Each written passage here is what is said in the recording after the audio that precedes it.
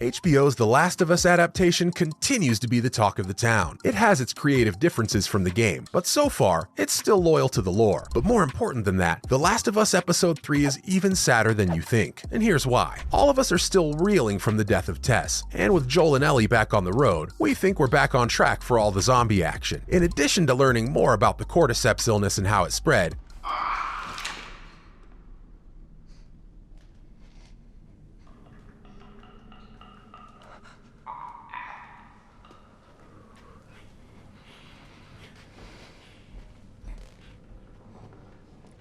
we also encounter the nasty mushroom guy who's stranded under the wreckage of a disused gas station, and the two continue on their journey, with Joel narrating how the infection started to Ellie. Just as suddenly, we're taken back to September 30th, 2003, just a few days where it all began. And then, a 4-year jump shows Bill, a survivalist and doomsday prepper, is doing well for himself overall, despite his best efforts to survive. That is, until he meets Frank. It didn't take long for the two to fall in love, and as their love story is soundtracked by Linda Ronstadt's heartbreaking ballad, Long Time, so do we.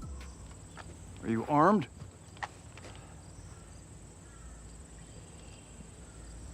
No. Why did you take that long to answer? I don't know. I thought about lying for some reason, but the reason didn't come. Look, I'm just trying to get to Boston. Alone? In a post-apocalyptic Massachusetts, we follow Bill and Frank through 20 years of love through wine, raids, and tiny little strawberries. The two versions of Bill and Frank's story aren't quite as dissimilar as they initially seem, though the episode does diverge significantly from the game by spending over an hour developing a side story that's only just hinted at in the original material. In fact, if you look closely at the two crucial scenes from the game and the program respectively, you can see how both of the stories not only started off on the same path, but also might have easily followed it to the same conclusions. I've been staring at this the whole time. Is it antique? 1948. Wow. You know how much these are worth? Currently nothing. Oh, for these Tales of Hoffman, yuck. These aren't yours. My mother's. Could you not? This is you. There's no doubt about Bill and Frank's relationship in the game, apart from a brief conversation with Joel, in which Bill talks about a former partner he once looked out for and protected. Bill hardly ever expresses any positive sentiments toward Frank. So, back to the TV adaptation of Bill and Frank. Even though Bill and Frank are new to us, it is plain to anyone watching that they're soulmates. And for that reason, it burns so badly when Frank, who's getting sicker by the day, tells Bill abruptly that this is my last day. When you thought this show couldn't possibly get any more heartbreaking, I've had bad days with you, too. But I've had more good days with you than with anyone else. Just give me one more good day. Starting now, make me some toast. The Last of Us forces us to watch as our brand new favorite pair puts each other to bed so they can spend their dying breath together in peace. When Frank realizes that Bill took the sleeping tablets to pass away with him, he remarks that it's incredibly romantic. Why are there already pills in the bottle? Enough to kill a horse. This isn't the tragic suicide at the end of the play. I'm old.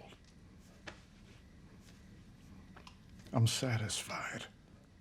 But it's also sad and agonizing in the most horrifying way imaginable. It's already sad enough as it is, but then we discover that Bill actually left a letter to whomever, but probably Joel, giving him access to all of his supplies and to use it to keep Tess safe. This so-called zombie show has once more devastated millions of lives with just one straightforward piece of dialogue, and there isn't even a clicker in sight.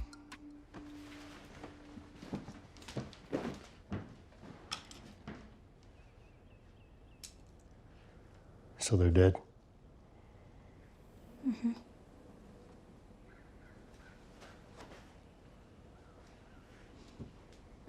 You wanna...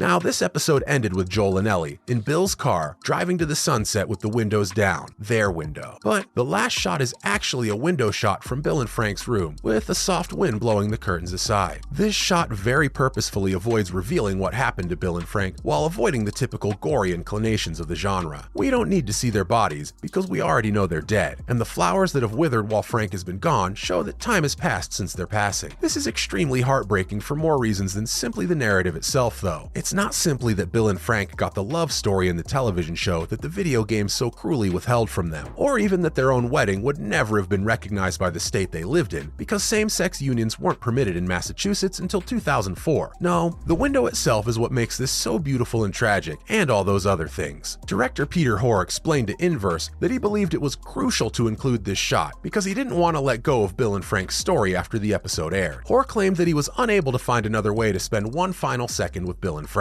However, if they turn around and look out their window at the dead flowers, which is similarly tragic, and one of Frank's photographs hanging on the wall, that was their final scene. We're actually coming back into the world of Frank and Bill for that one last shot because I didn't want to go, Hoare told Inverse. As touching and relatable as that is, the window's also very important, especially to fans of the game. They see that bite mark? They won't think it through, they'll just shoot you. Rule 3. You do what I say when I say it. We clear? Yes. Repeat it. What you say goes.